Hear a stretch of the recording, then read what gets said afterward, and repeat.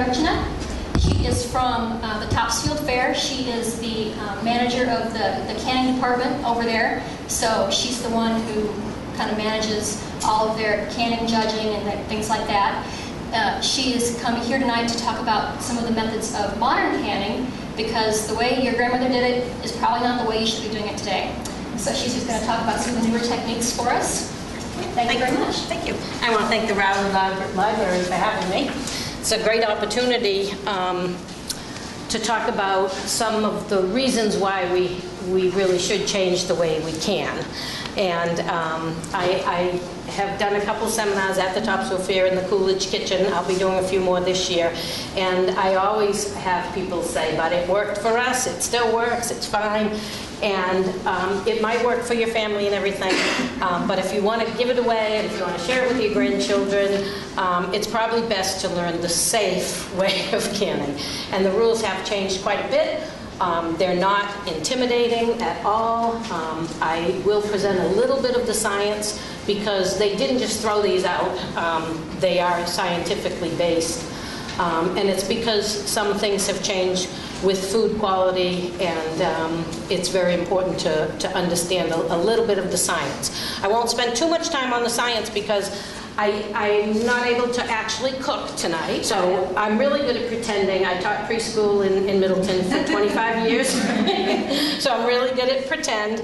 And like I said, I'm also a department chairman of the canning department, and it's a really big canning department.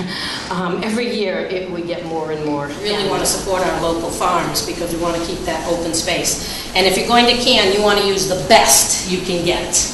You don't want to go buy leftover produce out of the grocery store or smooshy cucumbers and spend hours putting them out. So let me get started. I know when I was a child, one of the big reasons for canning was that we had to stock the bomb shelter in the basement, because we all had to practice doing drills in school, duck and cover, because of the impending nuclear attack. And we were going to sit in the bomb shelter down in our basement and eat my mother's delicious jams and jellies, and when the nuclear war was over, we would come out and resume living on the farm and happily ever after. And so many things have changed. So many things. Now we know that botulism, salmonella would have been the least of our worries if we had a nuclear attack. But right now, we can think about botulism, salmonella, and some of the hazards if you don't can properly. So what I need to do is just get into a little bit about why we had to change. Our immune systems have changed. What we can tolerate is probably not what your grandchildren can tolerate. And it's probably because children aren't exposed to as much. We also have super bacteria and super germs now because of the use of antibiotics and everything. So we're dealing with a lot more lethal type of toxins. And so what our children can handle, especially I have little grandchildren, I would be very careful to make sure everything's just right for them. On the farm where we lived after I got married, my kids, my father-in-law would keep the condiments in the middle of the kitchen table. And his condiments were mustard, ketchup, and mayonnaise in the middle of the kitchen table, never refrigerated. And it never bothered him one bit. And it didn't bother my husband, and that's probably why he can eat my cooking. But I had to tell my children all the time not to eat Grampy's mayonnaise because it wasn't refrigerated. But it didn't bother them. Okay, but it would bother my children, I'm sure. And that was one of the things we've always, everyone, oh, it's a hot day and we've got macaroni salad, a potato salad, be careful of the mayonnaise. Has to stay cold. And he kept it on the table. But that was then. And now is now. And the bad guys are what we're fighting against. Now, when you can, the risk is enzymes, yeast, molds, and bacteria. Okay, enzymes aren't always bad. Enzymes can actually be good. The enzymes that can be in your canned product if you don't process correctly, all it's going to do is change the color or the flavor a little bit. You want your stuff to be delicious and look nice. Sometimes if you can and it doesn't seal properly or something, you might notice it turns blackish and the flavor can be off. It's not going to hurt you, but it's not good. So enzymes I'm not going to spend much time on. Moles, my mother actually used wax, and I was at the Essex County Co-op today, and they sell wax for canning, and often the jelly would seep around the wax, and it would grow some mold, and my mother would cut the mold off and say, you know, mold is just penicillin. It's fine, free penicillin. And we were fine, we were okay. But if you're using wax, and oftentimes the jelly seeps around the edges, obviously that is growing bacteria. So it's not safe to eat. The really, really bad guy, botulism. Botulism, they've found in the last 10, 20 years. It is killed by boiling water canning. However, it doesn't really die. It gives off a toxin that's encased. And that toxin stays alive until it's put into an environment that it loves.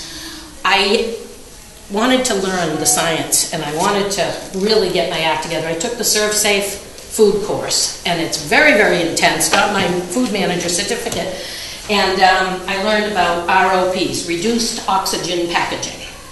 ROPs have the highest risk of botulism because the botulism toxin spores it gives off, they survive in a low oxygen environment, best in a vacuum, and it has to have low acid. That's exactly the environment inside of a canning jar if it's not a high acid food. So that's the environment that botulism can give off toxin spores, toxic spores, and they can live in that. So this is why the rules were changed. So unless you have a high acid food, which we're really lucky, most everything I can is high acid. This is all high acid. If you use high acid foods, you can use water bath canning. Okay, we all know boiling temperature is 212 at sea level. Now I know Rowley's probably even more at sea level than Middleton. So I'm sure your boiling temperature here is 212 degrees. Okay, that will not kill these botulism spores. So you would have to process your foods that aren't high acid in a pressure canner. Now when you use a pressure canner, what you're doing is you're using a little bit of water, you're venting it, and then you're closing it off and letting that pressurize. And when it becomes up, well, for tomatoes at least, you have to look at your recipes, 240 degrees is what will kill botulism spores. So that's a secret number for pressure canning. 240 degrees will kill your really bad botulism spores. So you want to get your pressure canner up to that. Okay? Zucchini, I was just going to say, right now, I know my garden is overwhelmed with zucchini, and so I would love to just chop this up and put it in a jar and can it, but it couldn't be water bath. A zucchini by itself is not a high acid food, it's a low acid food. So I'm going to make this into zucchini relish, and then you can process it in a water bath canner because you're adding vinegar. So you want to add vinegar, lemon juice, or citric acid. And citric acid has finally become available. I just saw the co-op is carrying it now. It's finally become available, and I have a handout on it because the culinary people have tested lemon juice, vinegar, and citric acid in canned tomatoes. And lemon juice and vinegar will change the taste of the final product. Citric acid will not change the taste. So if you really care about having that true tomato taste unaltered in any way, citric acid is the way to go, and it's finally available now with canning supplies. So that's a good thing.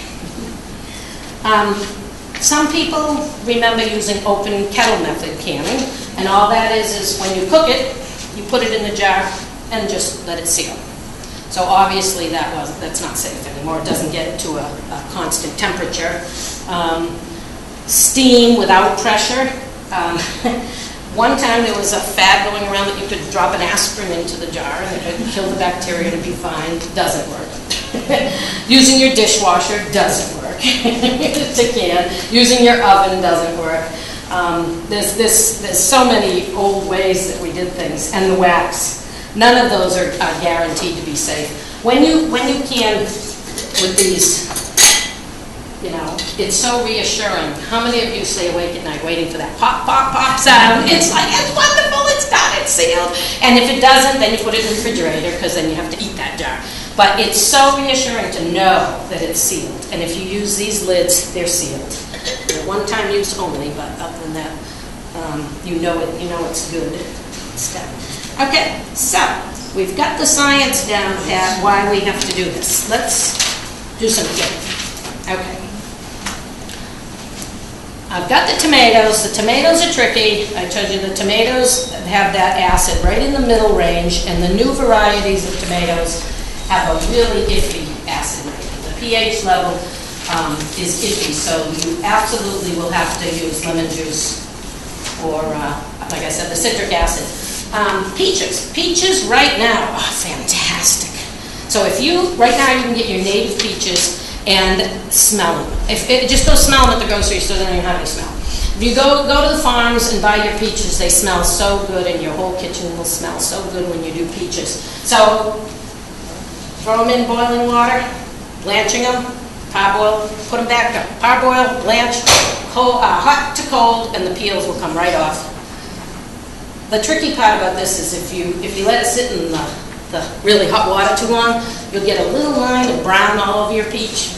And if you care about your looks, that brown will show up in your jelly. It doesn't affect the taste, it's okay, but if you are entering a contest and you want it to be a really nice color, make sure you take them really quick out of the hot water. Peel them. You put all your ingredients into a deep pot like this.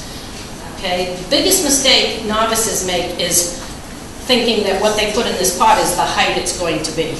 And when I cook, when you look in the mirror and you'll see the foam just comes up and up and up, and if you don't have a deep pot, you may get 5 inches of foam. Now it's perfectly fine to use I use about a half a teaspoon of butter, and it doesn't affect the taste or anything, and it reduces the foam by about half, because if you get too much foam, you can't use that foam. You scrape it up, you skim off the foam, you don't want to lose half your product. And the peaches float, the peaches float, and it's really hard to skim the foam off. So, okay, when your product is done, and timer, really, really important. For my grape jelly, my peaches, it's always 1 minute of hard rolling boil, and they mean a hard rolling boil, so I just count. 1, 1,000, 2, 1,000, 3, 1,000, count. If you want to get that, it's really, really hot. Be very, very careful. I told my daughter, you don't do canning with your toddler hanging on your leg, because it's incredibly hot, that jelly. Okay, you ladle your product into your jar. Your lids, now a lot of people think you need to boil your lids. They actually advise you not to boil your lids. This would be in a saucepan. Okay, and they would be simmering. So you get them really hot. You don't have to boil them. And I don't know if you know this magnet sticks.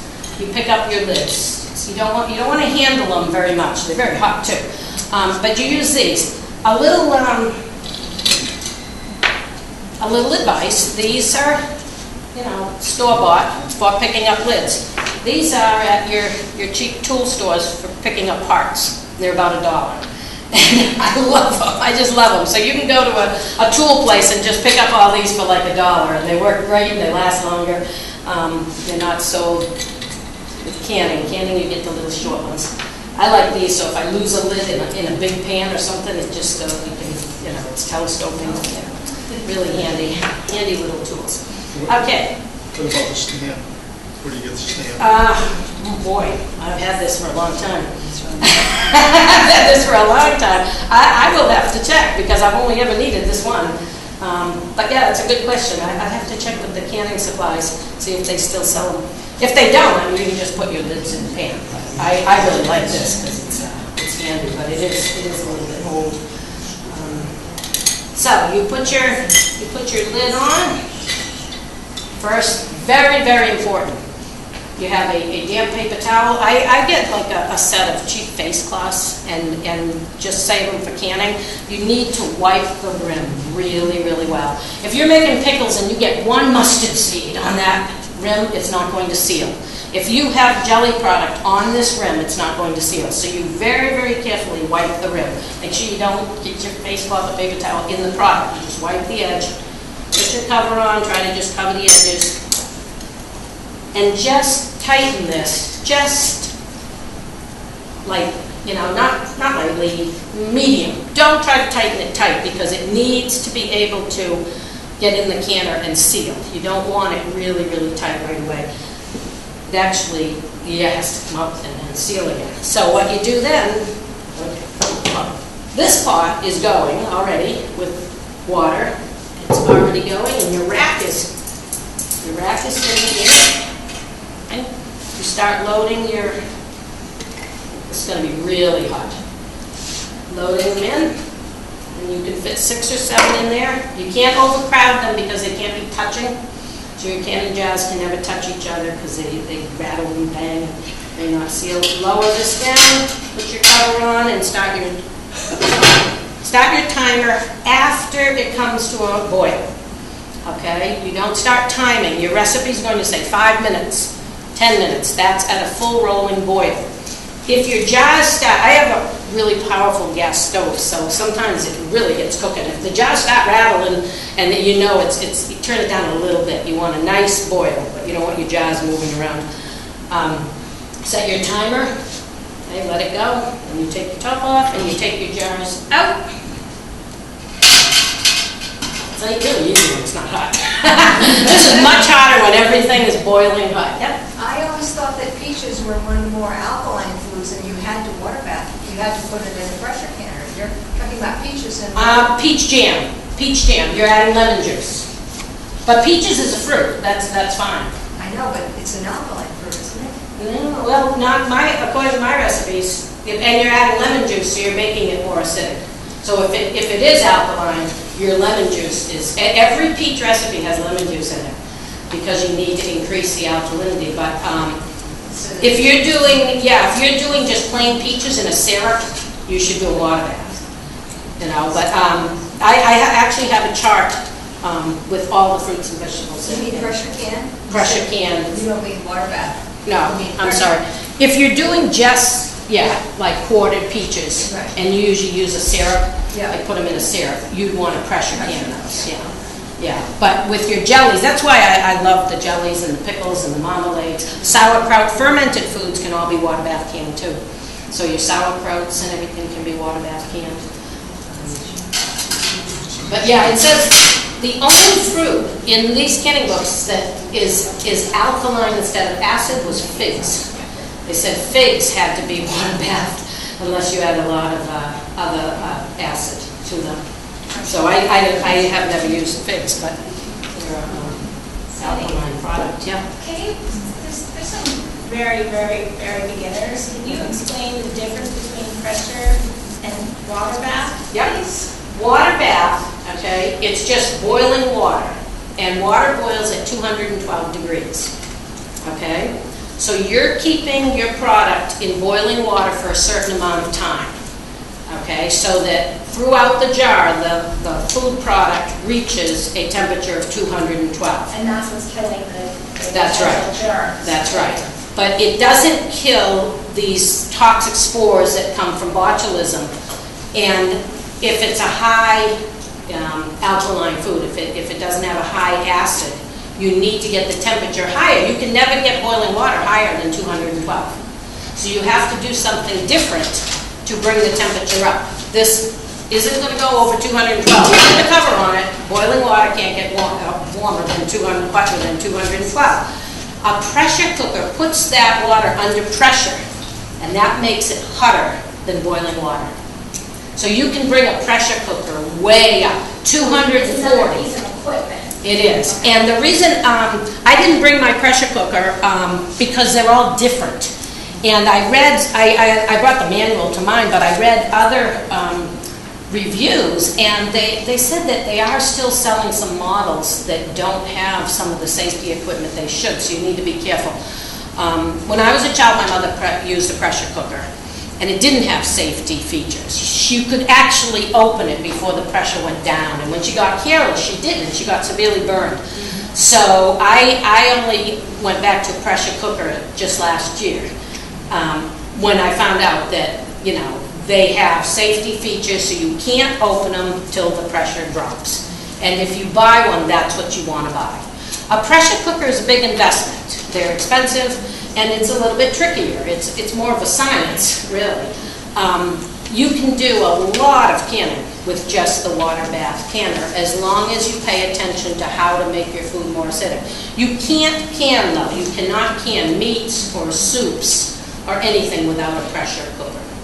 Okay, we've had entries at the Topsfield Fair and you have to write how it was processed and for how long. And we've had like a cream soup entered and it said water bath processed 10 minutes. The judges wouldn't go near it, right? They wouldn't go near it, they're disqualified, you know? So what you need to do is you need to have your book, you know, your ball blue book, and it's really like the Bible. And at the fair, even though our judges, one worked for Kraft Foods for years and one's a culinary food teacher at the college level, they still keep these next to them.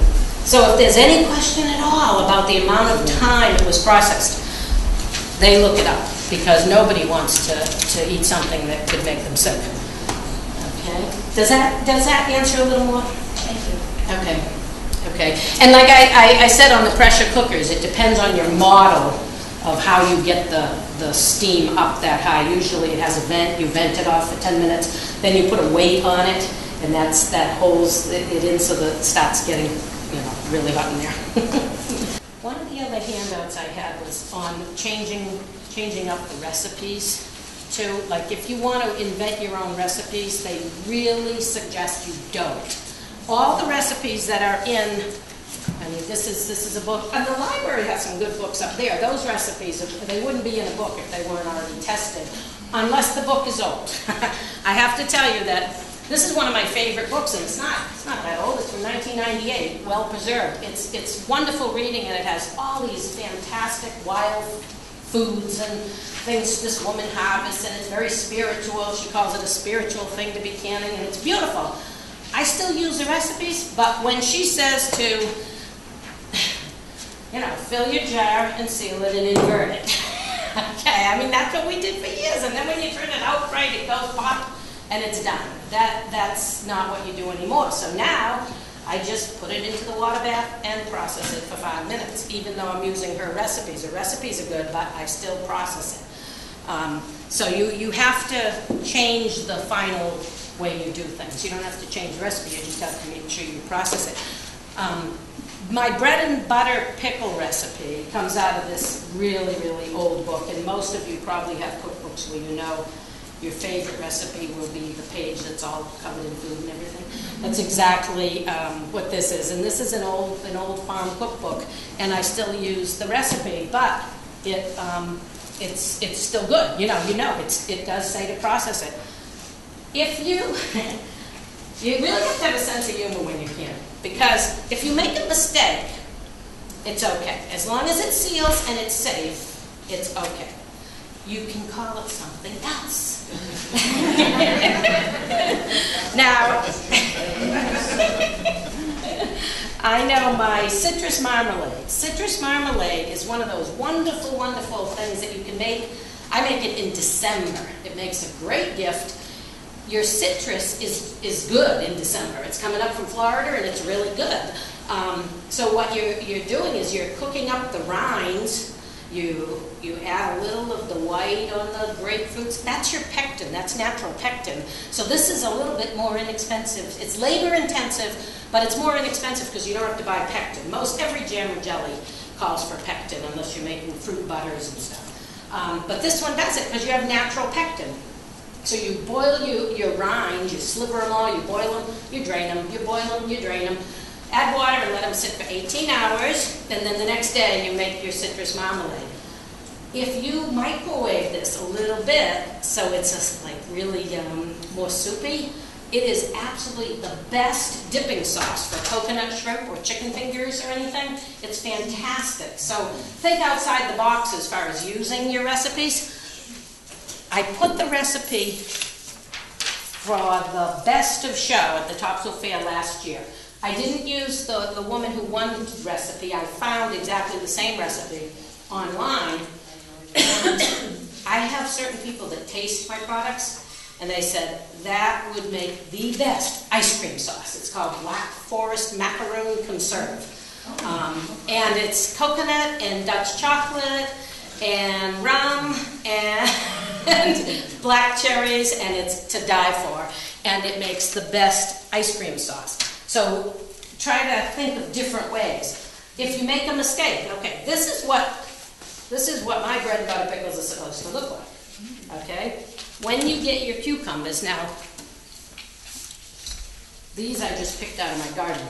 They're really hard. This one, kind of mushy. I picked it 2 days ago. When you go buy your cucumbers, you want to feel them. The best and the smallest is what I go for. And if they have those little prickly nubs, it means they're really just picked and they're really good. You know, when you first pick the cucumbers, that's the best cucumber. The recipe I use when you, and everybody knows when you make pickles, you don't peel the cucumbers, right? I have had people say they came out mushy. By the time they were all done, they were all mushy. I said, really? And I said, well, how'd you make them? Well, first I peeled all the cucumbers. So you don't peel the cucumbers. But my recipe calls, if you put ice, you just put a whole bunch of ice cubes over and let them sit for 4 hours in ice. And it makes them really crispy. But if you're not paying attention, last year my niece came up to visit, and she came in, and I was entertaining her at the same time my pickles were finishing, and this is what they look like. See the difference? Look at the difference in that. This is overcooked. This is just going to be mushy. So this is not going to be eaten as pickles. This is going to be put in the food processor and called relish. And I mean, you don't have to throw it away. And if you really have a bad jam, my sister's got Baltimore Orioles that love bad jams. So if I have some that really, if I have a few in my basement, you know, and they're just, they're a little too old, I don't think I want to eat them, I give them to my sister and she puts them out, and the Baltimore Orioles love them.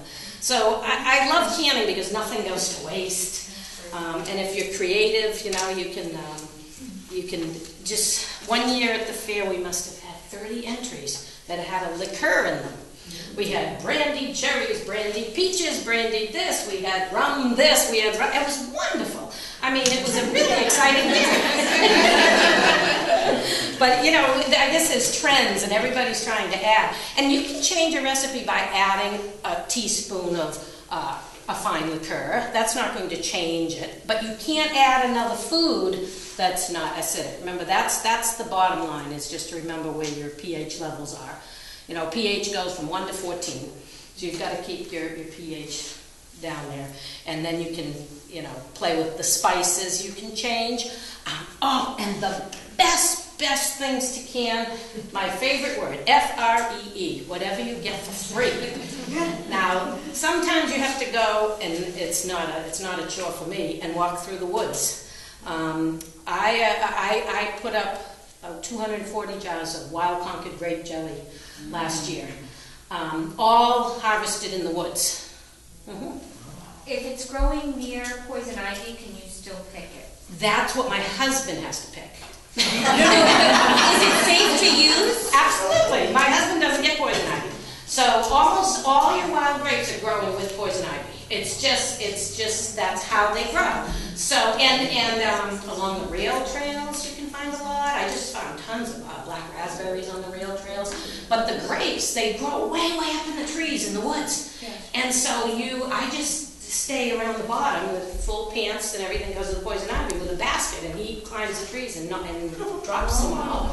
And it's a lot of work, I have to say, because you have to have a jelly bag. So you clean them, pick out all the sticks, pick out all the leaves, wash them, shake all the water off. You just want a little tiny bit of water, like to steam them. You cook them a little bit. You don't boil them. You just simmer them a little bit, mash them all up, and then put your grape pulp now into your jelly bag. One season and your jelly bag will look like this. And everything in your house, or at least your kitchen, will be purple because it stains so bad. But it's wonderful. And your jelly will be, if you don't squeeze the bag, Now, if you get in a rush and you want to squeeze the bag, because each batch is going to take like an hour or two to drip out, if you squeeze the bag, you get a little bit cloudier jelly. It's still delicious, but it won't be as shimmering and crystal clear like judges like. After you get that, then you have your juice, and I will have like 30 quarts of juice made, and then each night I'll make one batch of jelly. You can never make more than one batch at a time of anything. You do know that. You can't double your recipes or anything with canning. That's one thing you can't do. I mean, if you're just canning tomatoes, but if you're following a recipe, you have to make one batch at a time. So Can you do more than one of pickles? Yeah, the risk you take with that is if you do a big batch that's going to be, say, 14 jars, you can only put 7 in your canner. They may become mushy by the time, and you've got to heat them again. And so the quality might go down a little bit because you're reheating them and then canning them. You can only fit 7 in your canner at a time. What I do is, if I make a little more than 7 jars, I'll fill a quart jar, and I just love these plastic lids you can buy. Put the plastic cap on, put it in the refrigerator, and we eat that last jar. You know, so you could make a little more of the pickles, because as long as you have enough of your liquid, your vinegar liquid, to cover your product. You can't have cucumbers hanging out the top of your jar, you know, and you have to pay attention to your headspace. You know, on your jelly, it's only a 1/4 inch headspace. On your pickles, I think it's a half. So, you know, you're here, you've got to have enough liquid. So if you double your cucumbers, you better double your liquid also. But like I said, then the rest is sitting in the pan, and they get mushy really quick. You can see that jar, that was only like 5 minutes extra time, and they turned soggy. So it's probably best to do one batch at a time. And with jelly, it's imperative you only do one batch at a time, because you're using 1 pouch of pectin. That Black Forest jam takes 2 pouches of pectin. And be careful on your salt. For beginners, you can never use table salt. You have to use canning salt. I couldn't find another box. The big box of Morton canning salt, the cardboard box is what I use. So don't use table salt. It's actually doesn't work very well for canning. And your vinegar has to have a 5% acid. Your vinegar, you can't just pick any vinegar. It has to be 5%. And if your recipe calls for cider vinegar, make sure you check that it's a 5% cider vinegar. The other thing is your lemon juice. Most of the time, I always say go fresh, go fresh. Don't go fresh with your lemon juice that you're using to acidify your product. Go bottled, because it's a standard acid level. One lemon can be totally different acid level than another lemon. So if it calls for 2 tablespoons of lemon juice, you really need to use the bottled stuff, because you don't know how much acid you're getting out of a fresh lemon. Lemon could be old, you know, it might be not, just not as acidic. So lemon juice, you should use the bottled. Everything else, go fresh. Another wonderful, well, back to the grapes. I'm trying to think on the wild grapes. I guess, yeah, if you ask permission, there's a lot of people that have property with wild grapes that nobody uses too. So you know, they would let you go pick. I have a lot of friends that say, yeah, go down back, there's grapes down there. Yep. So if I wanted to can, have you ever canned corn?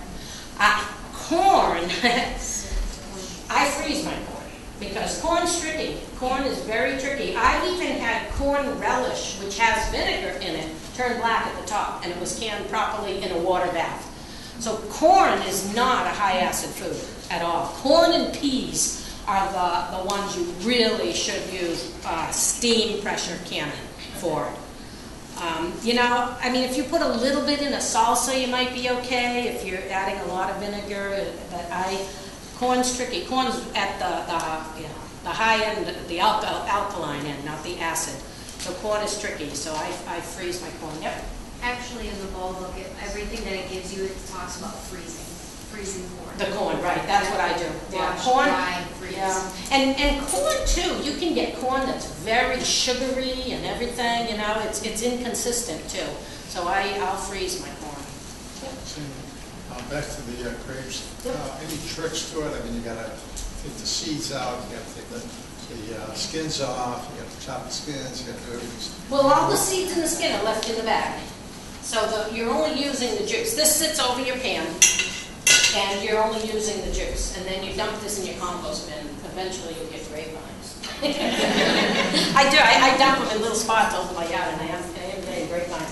It is labor intensive. A lot of people don't make grape jelly. You keep the skins out and everything, and just squeeze the juice out. Yeah, but you're not really squeezing, you're dripping. If you can squeeze, but if you do, you'll get some pulp squishing through. Especially, this is a mesh bag, a little bigger holes. This bag doesn't let as much through. But yeah, you can squeeze out the juice, but you're going to get a little more cloudier jam. You'll get a nice clear jam if you just let it drip. Are those bags and holder things available? These are the bags. These aren't old. They just look old. They're not old. These I just bought last year, and that's about as clean as they get because they stain. But yeah, you can buy these at the Essex County Co-op. Has all of this stuff. The rack is a little bit old, but the food doesn't touch the rack. Let's see. Oh, another wonderful free thing. I don't know if you've ever done watermelon rind pickles. Yeah, these are like candy. There's a lot of sugar in them. There's cinnamon sticks. There's cloves. There's everything. But you know, your kids love to eat watermelon, and you throw the rind away. So you peel off the outer bit. You take off any red, because the red, you leave just enough to make color in there, but the red will be mushy, so you leave just enough for color. And the rind makes a wonderful pickle, and it's free. You know? So that's another good free one. Yep. Elderberries are ripe right now. Mm-hmm. Yeah, elderberries I would do just like grapes. Somebody gave me currants. I don't know if anybody's done currants, but they called me up and said, the currants are falling all over the ground. Come and get my currants. Well, when your products are falling all over the ground, they're really overripe. So you need to be really careful with that because they don't work as well. So what I did with the currants, I added raspberries and made currant raspberry, one of these, currant raspberry jam. This is the one, currant raspberry. The raspberries were good. The currants were old, so I used raspberries with the currants, and it was fine. And it's really sweet. I didn't realize currants were so sweet. But yeah, you want to use some underripe fruit. Underripe fruit has natural pectin. So even with my grapes, even when I'm cooking and squishing, I'll throw a few green in there too. It's okay because they have natural pectin. The other thing, I don't know how many of you have air conditioning, but I don't, and humidity will affect your jelly too. If you don't get a good set and it's a really humid day, if your jelly's runny and it just won't gel, it's probably because of high humidity. So I'm working on getting air conditioned so my jelly will be better. Yeah. Can you talk about making fresh pickles? I don't like sour or half sour. I like fresh pickles. You mean like dills? Like dill pickles? Yeah, spears. Like refrigerator or canned? Well, canned. Canned, so they wouldn't really be fresh because you're actually, well, but you're right. You're not actually cooking the cucumbers at all. You're cutting your cucumber up. I think I have a big one. Well, not that big. It's not my fault. I'm so sorry. Okay, so you're going to cut this into spears. You know, wash it really good. Put it in the jar, and then add your syrup. Now, I make my own from the recipe I'm using. I've never used a package mix, but my nephew does it, and he says they come out great. You know, the packages you can buy of pickling stuff, and he does it, and he says they come out good, and that's all. But then you process that. Water bath, yeah. You still process that. Well, can't you, I just added salt. Yeah. Like a tablespoon of salt to a quart of water, fresh, good filtered water. No vinegar? No vinegar. Do you put them in the refrigerator? Well, not yet. I was told to just leave them out for like a day or so, and then put them in the fridge. Yeah, so you're actually, you're more fermenting. I'm more Fermenting, yeah. That's not really canning. That's like, yeah, but that's okay. I mean, as long as you put them in the fridge.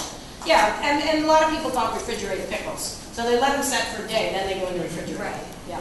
Because you need the vinegar if you're going to keep them. If you're going to keep them for a year. Well, how long do you think they'd last in the fridge since that fermenting process? process? I don't know.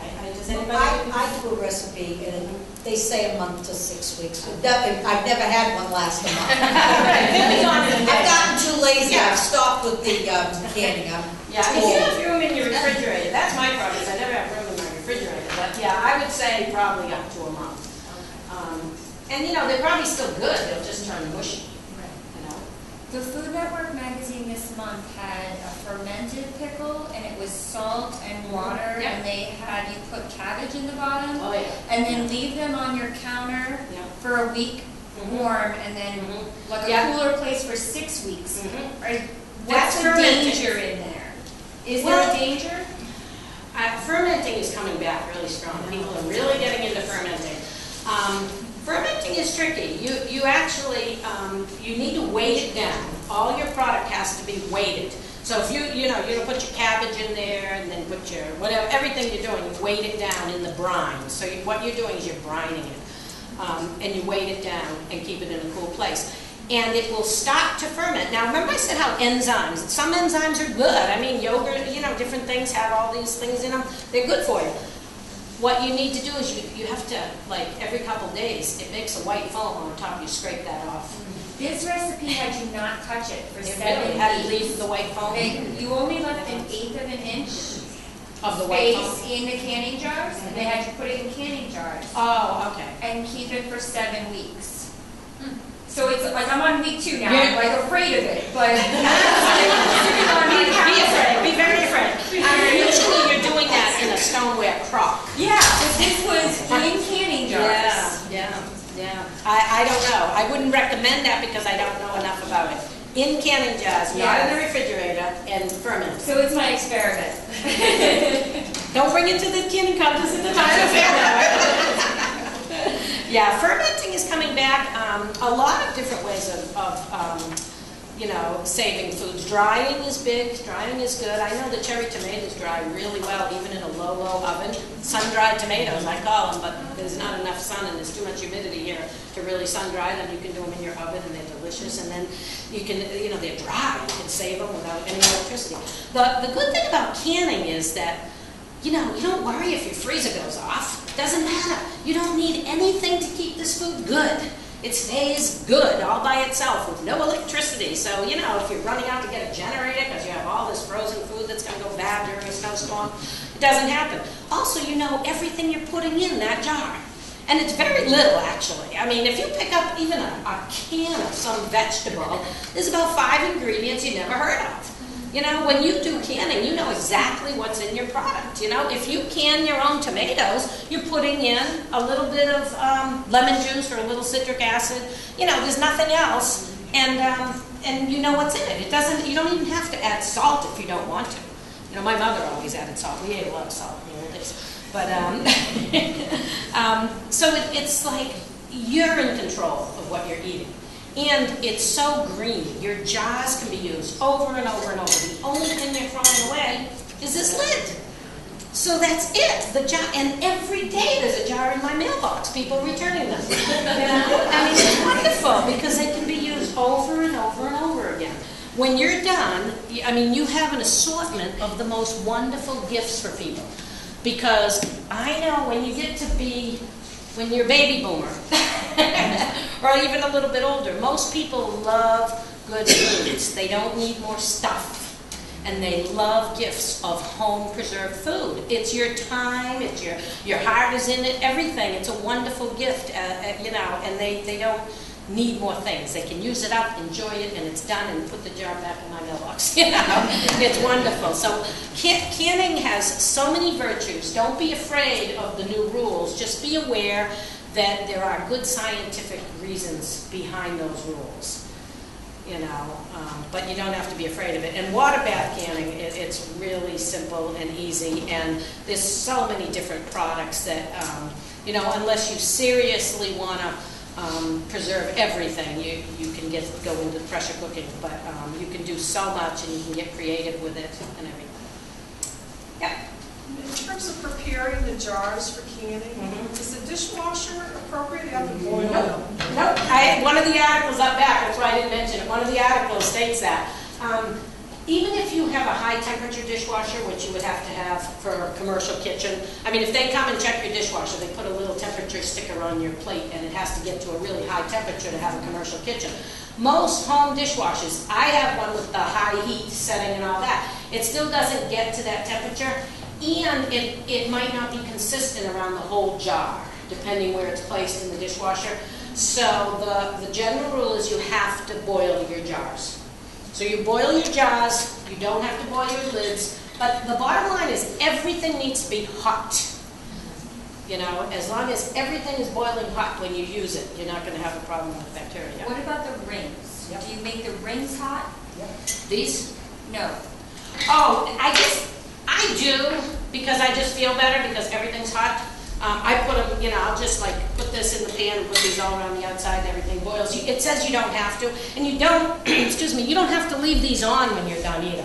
You can take these off when you store them. However, they do give you protection. Like if you're going to bang them and stuff, I carry mine a lot. And that, I mail mine. By the way, not to give a perk to the post office, but the flat rate boxes will hold about 6, the large flat rate box, about 6 beautiful jars of jams and jelly, and you can send them anywhere in the country for a flat rate. There's no liquid.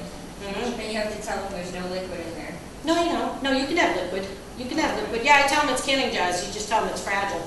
It's food product. I put it in each one in bubble wrap, and I send them out to Arizona all the time, and they get there fine, and the box weighs a ton, and I've never had a problem. So you can mail all your gifts out too. I wanted to end with this quote. The Farmer's Wife cookbook here. Farmer's Wife cookbook. This will make you happy. Some things have changed. The second page quote says, "Nothing would have signified a greater failure of farmer's wifery than a scantily stocked canning cupboard." So needless to say, I'm glad we're not judged, our wifery is not judged on our canning cupboard. And I wanted to mention that we have a lot of men entering the canning competitions now, and they're very competitive. How long does properly canned jars live healthy year to year? Could you use them the next year? Say you put up tomatoes and they still look fine? Yes. Especially if you store them in a dry, cool place. If you store them in a damp basement, they will rust through in 5 to 10 years. So you could be 2 or 3 years. Oh, absolutely, absolutely, yep. Yeah, it says for the best quality to eat within a year. But that's what I love about canning. They last a long time. You know, and it's foolproof. If it starts to go, you know, if something bad happens to it, it got jarred and the seal broke, the lid would not stay down. The lid would pop up and you throw it away. You know, give it to the Baltimore Orioles. And if you're interested, the Topsfield Fair, the exhibitors page and everything is all online this year. So it's all online. You go to Topsfield Fair and you click on Exhibitors Handbook and it gives you the rules and everything, how to enter. And it's really fun. The people, I say canners are the nicest people around because it's the friendliest. When we have taken day, everybody is so friendly. A little bit like, well, what did I make that? Trying to figure out, okay, how come you're calling your pickles, you know, A1? Mine are just as good, you know. It's a little bit competitive, but very friendly, and everybody's sharing ideas and everything. Yeah, I think canners are like the best people, the best department. I wouldn't do it otherwise because it's all volunteer. But it's exciting, and I hope you enjoy it, and everyone can safely.